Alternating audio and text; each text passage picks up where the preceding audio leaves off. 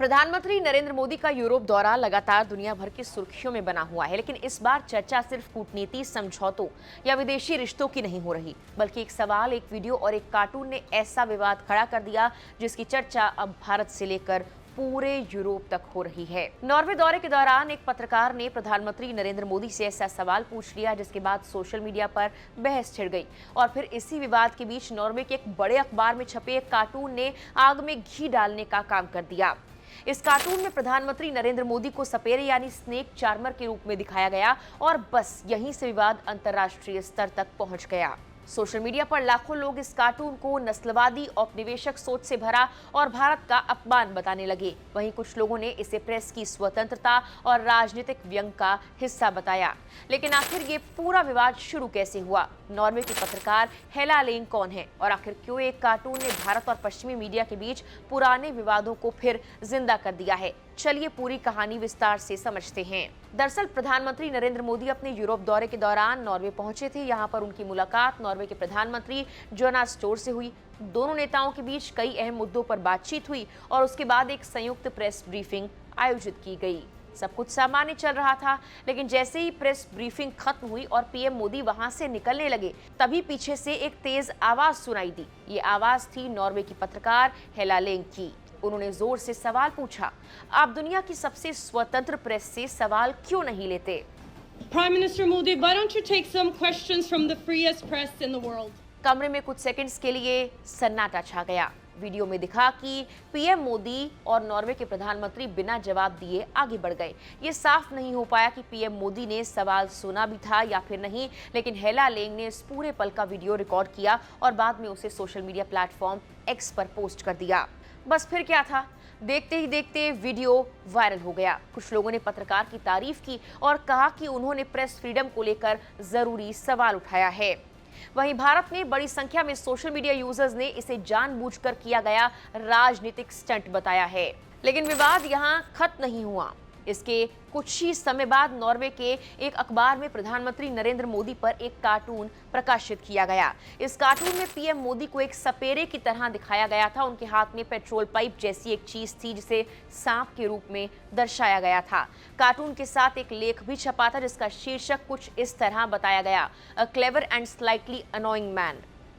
जैसे ही ये cartoon social media पर आया, भारत में लोगों का गुस्सा फूट पड़ा। कई यूजर्स ने इसे खुला नस्लवाद बताया है। लोगों का यह कहना था कि पश्चिमी मीडिया आज भी भारत को उसी पुराने औपनिवेशिक नजरिए से देखता है जहां भारत को सांप सपेरों का देश बताकर पेश किया जाता है।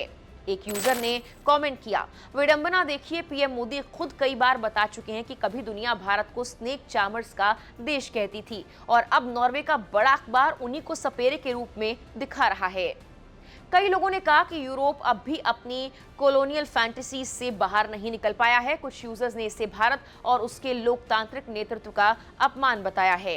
तो वहीं कुछ लोगों ने कहा कि अगर किसी पश्चिमी नेता को इस तरह दिखाया जाता तो शायद इसे तुरंत नस्लवाद माना जाता। दिलचस्प बात यह भी कि ऐसा पहली बार नहीं हुआ है। साल 2022 में भी एक स्पेनिश अखबार ने भारत की आर्थिक प्रगति से जुड़ी एक रिपोर्ट में स्नेक चार्मर वाली प्रतीकात्मक तस्वीर का इस्तेमाल किया था, जिस पर तब भी बड़ा विवाद हुआ था। दरअसल स्नेक चार्मर वाला प्रतीक भारत के लिए बेहद संवेदनशील भी माना जाता है, क्योंकि दशकों तक पश्चिमी देशों में भारत को गरीबी, सांप सपेरों और पिछड़ेपन के नजरिए से दिखाया जाता रहा है। प्रधानमंत्री मोदी खुद 2014 में अमेरिका के मेडिसन स्क्वायर गार्डन में दिए गए भाषण में इसका जिक्र कर चुके हैं। उन्होंने तब कहा था कि एक समय दुनिया भारत को स्नेक चार्मर्स का देश कहती थी, लेकिन अब वही भारत माउस चार्मर्स यानी टेक्नोलॉजी और आईटी की ताकत बन चुका है। बाद में भी उन्होंने कई अंतर्राष्ट्रीय मंचों पर इस पुराने स्टीरियोटाइप का जिक्र किया था। इसी वजह से नॉर्वे के अखबार में छपा ये कार्टून कई भारतीयों को सिर्फ राजनीतिक व्यंग्य नहीं बल्कि औपनिवेशिक मानसिकता का प्रतीक लगा। लेकिन विवाद का दूसरा हिस्सा भी काफी बड़ा था और वो था प्रेस फ्रीडम पर उठे सवाल। जब प्रेस ब्रीफिंग के दौरान भारत में प्रेस की स्वतंत्रता और मानव अधिकारों को लेकर सवाल उठे, तब भारत के विदेश मंत्रालय की ओर से सचिव सीबी जॉर्ज ने जवाब दिया। सीबी जॉर्ज ने भारत के लोकतांत्रिक ढांचे का बचाव करते हुए कहा कि भारत जैसे विशाल और विविधता वाले देश को समझना आसान नहीं है। उन्होंने कहा कि भारत में हर दिन सैकड़ों खबरें चलती हैं। सिर्फ दिल्ली में ही करीब 200 टीवी चैनल्स हैं जो अलग अलग भाषाओं में लगातार सरकार की आलोचना और बहस करते हैं। उन्होंने ये भी कहा कि कुछ लोग इग्नोरेंट एनजीओज यानी अधूरी जानकारी देने वाले संगठनों की रिपोर्ट पढ़कर भारत पर राय बना लेते हैं।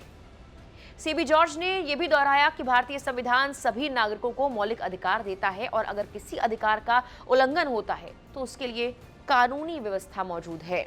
लेकिन इस दौरान भी माहौल थोड़ा सा तनावपूर्ण हो गया। रिपोर्ट्स के मुताबिक जब सीबी जॉर्ज जवाब दे रहे थे तब पत्रकार हेला लिंग बीच में बोलने लगी। इस पर सीबी जॉर्ज ने उनसे कहा, आप सवाल पूछिए लेकिन मुझे किसी खास तरीके से जवाब देने के लिए मत कहिए। यहीं से सोशल मीडिया पर हेला लिंग अचानक एक बड़ा नाम बन गई। भारतीय सोशल मीडिया यूजर्स ने उनके पुराने लेख और पोस्ट भी खंगालने शुरू कर दिए। कुछ लोगों ने उन पर चीन समर्थक होने तक के आरोप लगा दिए। कई यूजर्स ने उन्हें चाइनीज प्रॉक्सी स्पाई और फॉरेन प्लांट जैसे शब्दों से भी निशाना बनाना शुरू कर दिया। हालांकि इन दावों का कोई आधिकारिक प्रमाण सामने नहीं आया है और विवाद तब और बढ़ गया जब हेला लिंग ने यह दावा किया कि उनके इंस्टाग्राम और फेसबुक अकाउंट सस्पेंड कर दिए गए हैं। उन्होंने एक्स पर पोस्ट करते हुए लिखा कि वो भारतीय यूजर्स को जवाब देना चाहती थी लेकिन अब अकाउंट बंद होने की वजह से ऐसा नहीं कर पा रही। अपने एक और पोस्ट में उन्होंने ये भी कहा कि वो पूरा दिन इंस्टाग्राम लॉगिन करने की कोशिश करती रहीं। हेला लिखती है, प्रेस फ्रीडम के लिए चुकाई जाने वाली ये एक छोटी कीमत है लेकिन मैंने पहले कभी ऐसा अनुभव नहीं किया है। इसके बाद सोशल मीडिया पर एक और बहस तेज हो गई।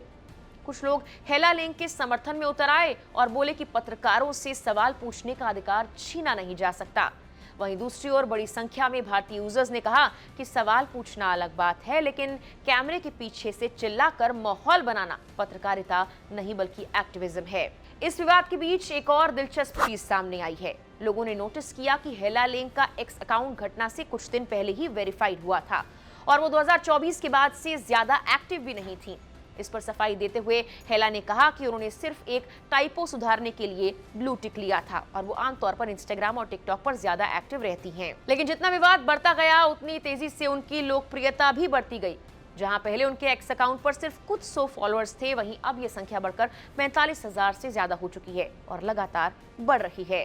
कुल मिलाकर देखा जाए तो प्रधानमंत्री मोदी का नॉर्वे दौरा सिर्फ कूटनीतिक बैठकों तक सीमित नहीं रहा। एक सवाल, एक वीडियो और एक कार्टून ने प्रेस फ्रीडम, पश्चिमी मीडिया की सोच, औपनिवेशिक मानसिकता और भारत की वैश्विक छवि जैसे बड़े मुद्दों को फिर से बहस के केंद्र में ला दिया है। फिलहाल के लिए इस वीडियो में इतना ही।